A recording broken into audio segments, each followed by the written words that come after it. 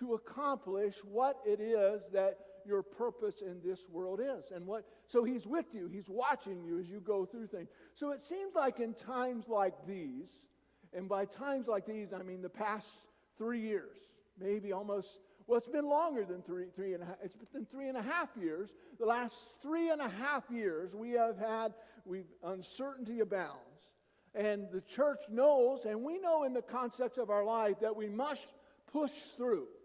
In the same way that a flower will go hibernate or stay under during the winter, and if you've been up north, you'll see when winter breaks and spring begins to come, you might see snow on the ground and a tulip start to show their bulb. You might see a flower come up or a bud on a tree. You start seeing those things, and so we know as the church we will not stay down. We will not continue to be confounded. We will not continue to be pushed off, but we will find our way in this, and we will push through. Some think God is aloof. Some think He's distant and unresponsive to our needs, like our needs for electricity or resources or problems or stress or hurricanes. But what if God is not aloof? What if God is not distant? He says, my eyes are on you. Another way of saying that is God is with you in the midst of your struggle, engaging in day-to-day activity, watching with you, directing, convicting, hearing your prayers, and He's open to answering them so that you know Him better. When I was a kid, we used to play a game called hide and seek. Anybody play that? Anybody else play that? So in the summertime in Ohio, in North Fork Village, a community of about 800s where I grew up. It was just outside of town of about 20,000, but I grew up in a very small, village, North Fork Village. And our house, because we had 2 boys and we were always outside, we would run from the creek to the track to the bridge to all the different stuff to the ball field. We would play hide and go seek in the combination of several yards that were close to us. And so one person would be picked to be it, and they would go hide their face, and it would be just about dark. So we'd 8:30, 8 o'clock, 8:30, 9 o'clock, we'd be running around as, 10-year-old boys and girls, and so one person would be picked, and they would have to go 1001, 1002, 1003, 1004, and then everybody would go hide. And then the person who was picked to seek then would go out and try to find those that were hidden.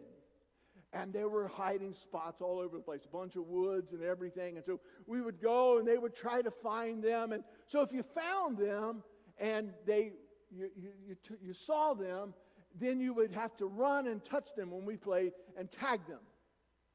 And once they were tagged, then they became part of your group and they would help you find that. And then when you couldn't find everybody, you'd yell something like "Ollie, Ollie, in free" or something like that. I can't remember what that was. But anyway, so your team, once you touched them, you would go out and find them, and then you would have a group, and you'd be finding one person, so mostly you could get that. If you couldn't find that one person, you were tired of looking for them, then you just called the game over, and they could come in free. So we had this big, pine tree between mine and the neighbor's house, not my dad's house and the neighbor's house. It was probably 30 feet wide. It was huge. It went clear to the ground. And so we were playing, and a kid by the name of Parks, last name was Parks, Greg, I think, can't remember his first name, but I saw him, but he took off running, and I was trying to get him, and we came to that pine tree. And he went one way, and I was following him, and I thought, well, let me turn around. So I turned around and barreled it the other way around this pine tree, and I just got to a full tilt, just like full step. And I was taller than him, although he was older than me. And his forehead came to about my eyebrow. And he hit me, and I hit him with such force that, I literally saw stars. I saw flashes of light and everything else. And instantly, and I still have a pushed out thing there, instantly my eye just swelled completely shut. It was like in no time at all, my eye, and there was a big knot coming out my eye, and underneath my eye was over top my eye. And so I went into the house, and this is not today. This is back then. This is back then. I went into my house, and I tell you, I have the size of a baseball sticking out of my eye. You know what my parents did? They didn't say, let's go to the doctor. They didn't say, let's, go to the emergency room.